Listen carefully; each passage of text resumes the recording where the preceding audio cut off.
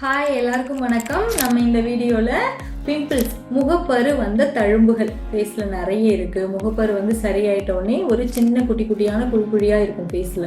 இந்த மாதிரி தொந்தரவு இருக்குது.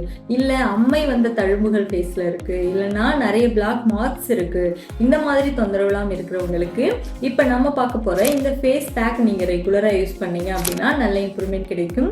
அது என்ன அப்படின்னா கஸ்தூரி மஞ்சள், கசகசா, கருவேப்பிலை. நீங்கள் கஸ்தூரி மஞ்சள் பவுடர் பண்ணிக்கோங்க. கூட கசகசா சமையலுக்கு யூஸ் பண்ணுவோம் இல்லையா, அதான் அந்த கசகசா பவுடர் பண்ணிக்கோங்க. 2 பவுடரும் சம அளவு எடுத்துக்கோங்க.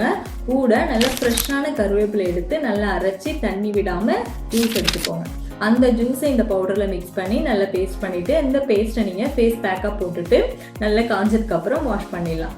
இந்த ஃபேஸ் பேக் நீங்கள் ரெகுலராக யூஸ் பண்ணீங்க அப்படின்னா உங்களுக்கு இந்த முகப்பரு வந்த தழும்புகள் நல்லாவே சரியாகும். இதை ட்ரை பண்ணி பாருங்கள். Thank you.